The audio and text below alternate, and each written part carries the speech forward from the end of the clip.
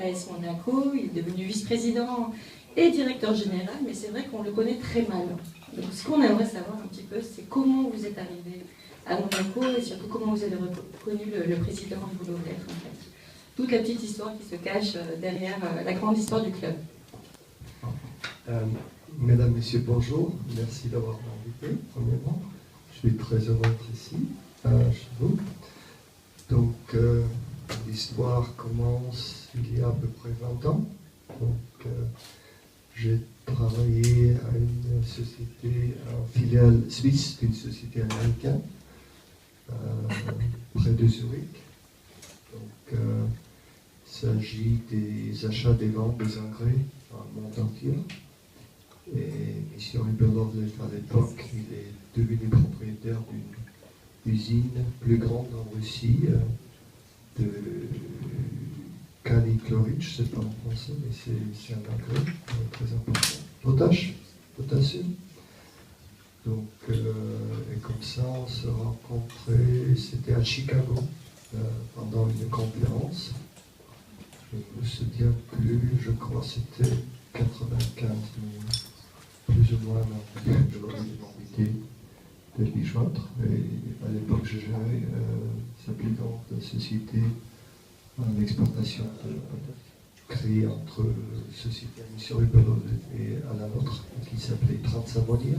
C'était une société américaine privée, très grande société. Et j'étais à l'époque déjà vice-président, un des plus jeunes dans la société. On a créé une société commune, 50-50, et en plus de 50 pays dans le monde entier. Donc on a des bureaux à Pékin, à Delhi, à Genève, partout.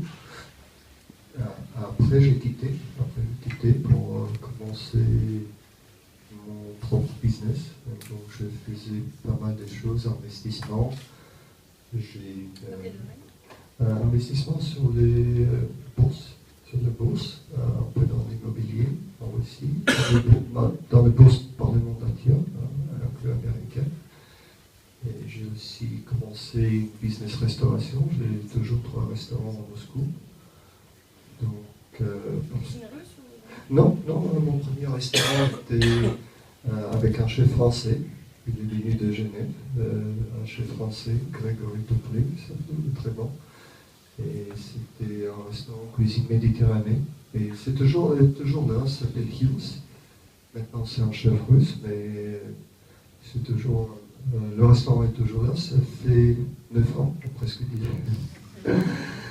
Bon, j'ai d'autres, 2 autres sont plutôt russes et un peu style pas asiatique, mais coréen moyen à l'époque. C'était Union soviétique et on a eu 15 républiques, donc 15 pays.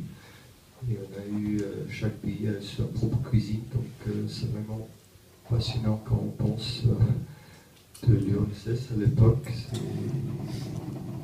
C'est vraiment des pays différents, des nations différentes, des cuisines différentes. Il y a les deux, c'est très bon.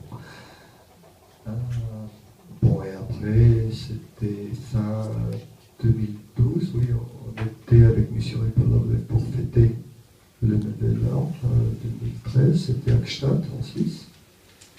Et tout d'un coup, c'était le 31 décembre, on a pris un café, il m'a dit, mais tu sais, j'ai un club, oui, je sais.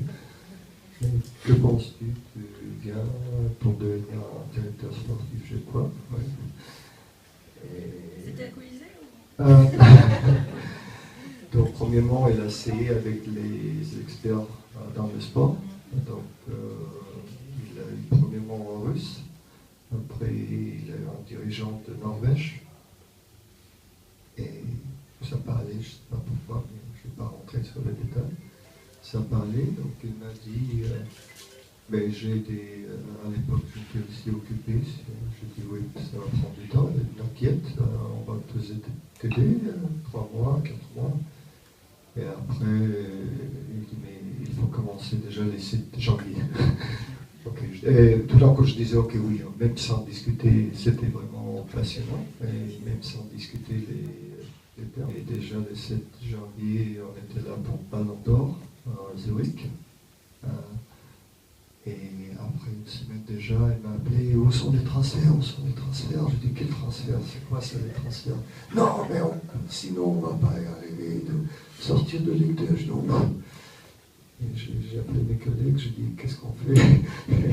C'était vraiment un peu bizarre, parce que le mercato finissait le 31 janvier.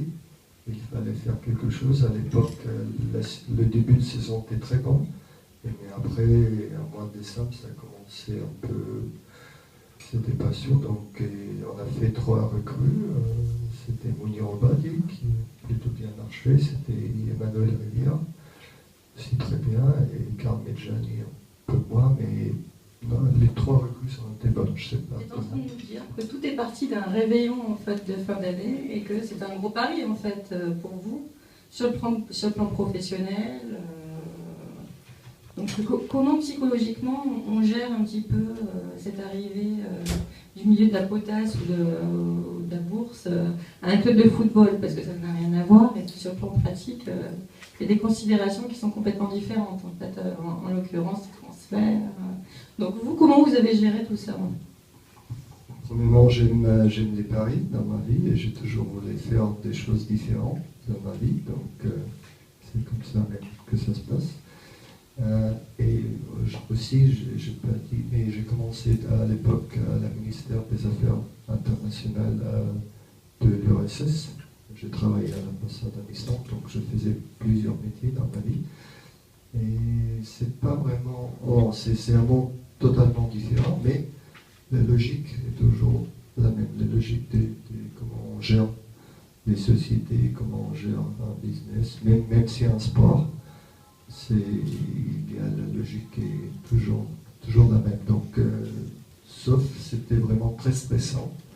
Première année, c'était trop stressant. Donc, à l'époque, même monsieur Ribolov m'a dit, qu'est-ce qui se passe? C'était un mois de juillet, un mois d'août, quand c'était les transferts.